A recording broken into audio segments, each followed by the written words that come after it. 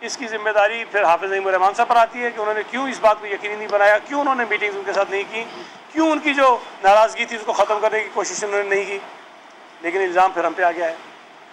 आप तमाम दोस्तों को पता होगा, मैं टीवी चैनल्स पे देखता रहा कि वो जो नाराज़ अरकान हैं वो सारे अरसे में जब हम पर इल्ज़ाम लग रहा था कि अगवा हो गए, हमसे बेजा में रख लिया, पता नहीं छुपा दिया, दोस्त कोई हो गई, धमकियाँ दे दी, ख़रीद लिया, उस तमाम अरसे में वो तमाम अरकान मीडिया के लोगों से राब्ते में रहे हैं, उनके मोबाइल फ़ोन खुले रहे हैं।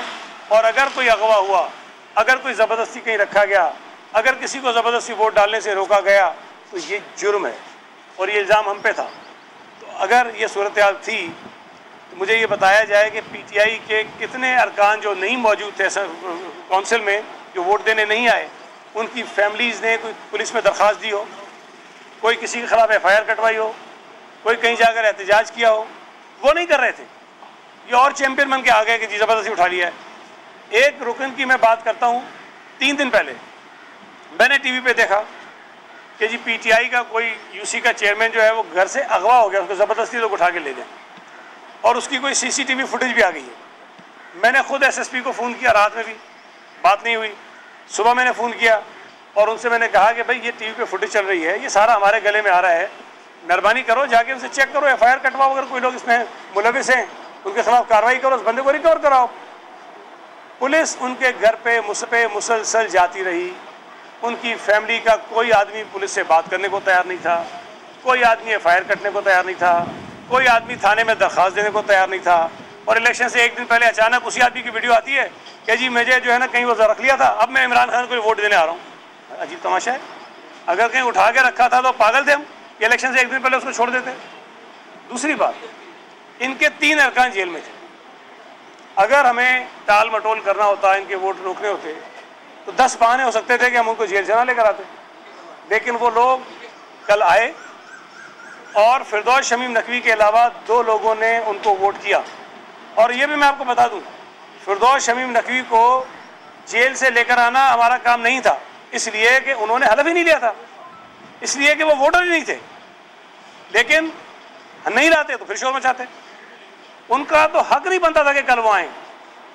लेकिन हुकूमत की संजीदगी का अंदाज़ा इस बात से लगाएं कि हमने एक ऐसे आदमी को जो वोट डालने का हकदार भी नहीं था, हम उसको भी लेकर आए।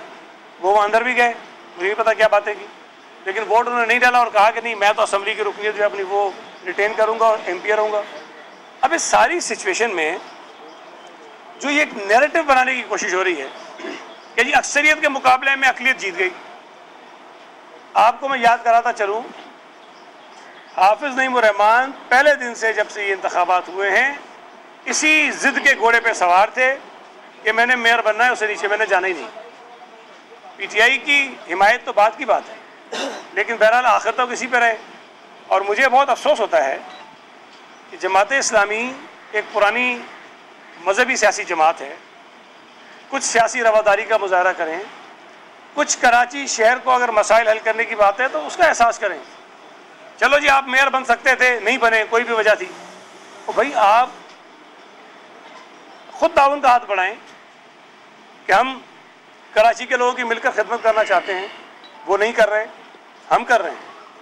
पहले दिन से कह रहे हैं, आज भी कह रहे हैं कि जो जितना नाराज़ होगा, जो जितना एहतजाज करेगा, जो जितना हम पे तनकीद करेगा, उसके बावजूद भी हम तमाम सियासी जमातों से जिनका कराची में कुछ ना कुछ स्टेक है, हम उन सब से रब्ता करेंगे, मुलाकात करेंगे और उनको इस बात पर कायल करने की कोशिश करेंगे कि वो मिर्ज़ा वहाब साहब के साथ और पाकिस्तान पीपल्स पार्टी के साथ मिलकर कराची के लोगों की खिदमत करें ताकि कराची के लोगों के मसाइल को दुरुस्त कर सकें। और सबसे इम्पोर्टेंट चीज़ है कि कराची में जो नफ़रत और तकसीम की बुनियाद पर लोगों को लड़ाया जाता है, दूर किया जाता है, उसको हम ख़त्म करें।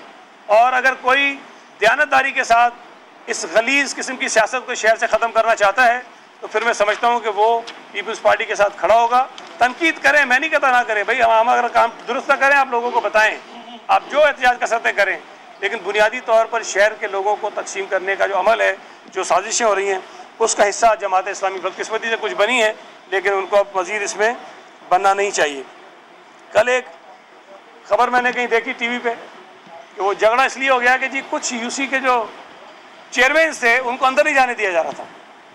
मैं खुद अपने जो वोटर्स थे उनके साथ आया था, 4 बसेस में हमारे वोटर्स आए थे, हमने देखा, और हमने कोई कैंप नहीं लगाया था, हमने वर्कर्स को नहीं बुलाया था, हम अपने वोटर्स को लाए और उनके साथ 10-12 गाड़ियां जो उनकी थी, पीछे कोई ड्राइवर वगैरह लेकर आ गया, तो मुश्किल से 2 दर्जन हमारे लोग होंगे जो उनके साथ आ गए थे, जो बाहर थे। इलेक्शन कमीशन ने 15 जून से कुछ दिन पहले तमाम जो कैंडिडेट्स थे उनका एक इजलास किया। उस इजलास में हाफिज नईम रहमान साहब भी मौजूद थे। उसमें यह तय हुआ कि आर्ट्स काउंसिल के गेट 9 बजे खुलेंगे और 11 बजे तक तमाम जो वोटर्स हैं उनका दाखिला होगा और 11 बजे वो गेट बंद हो जाएंगे। अब ये जिम्मेदारी पीपल्स पार्टी की थी कि हम अपने लोगों को 11 से पहले इंश्योर करेंगे आ जाएं। ये जिम्मेदारी जमात इस्लामी की थी, ये जिम्मेदारी पीटीआई की थी कि वो अपने अपने वोटर्स को 11 बजे से पहले आर्ट्स काउंसिल के उस हुदूद के अंदर दाखिल कर दें। हमने कर लिया, जमात ने भी कर लिया। मैं वहाँ कोई 11:20-25 तक रहा हूँ, गेट 11 बजे बंद हो गए थे। कोई एक बंदा भी नहीं था बाहर जो ये कह रहा हो कि जी मुझे अंदर नहीं जाने दे रहे। सब टोपी ड्रामा, सब मतलब झूठ और सिर्फ इल्ज़ाम तराशी के लोग आ गए थे, उनको जो अंदर आने नहीं दिया। और दूसरी बात, अगर आपने नोट की हो, अल्लाह करे कहीं से आपको कोई मिल जाए इसकी फुटेज भी, जमात इस्लामी के कई कारकुन जो आए हुए थे कैंपों में, उनके पीछे वो बैग लगे हुए थे। जो पीटीआई को 9 मई को वाक़या था उन्होंने भी लगाए हुए थे बैग। उन बैगों के अंदर ये सामान लाते हैं हंगामाराई करने का।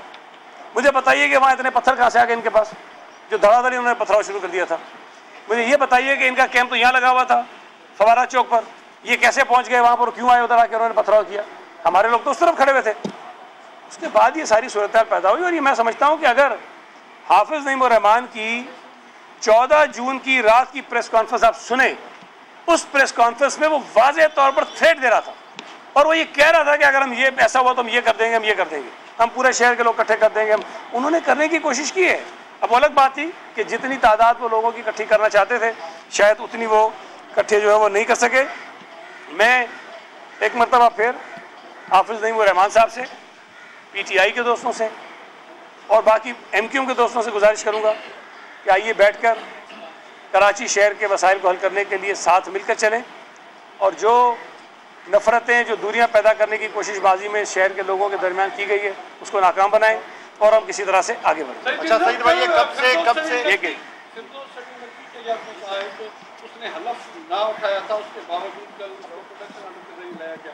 क्या कबाहत है अगर फिरदौस शफीक को इजलास में लाया जाए, वो बजट पे तब्दील करना चाह रहा है, क्या कबाहत है, उसको क्यों नहीं लाया जा रहा प्रोटेक्शन ऑर्डर? खैर मुझे इसके नहीं पता प्रोटेक्शन ऑर्डर का हुआ है कि नहीं हुआ। उसमें चूँकि वोट डलना था, इलेक्शन होना था, वो अदालत में भी गए।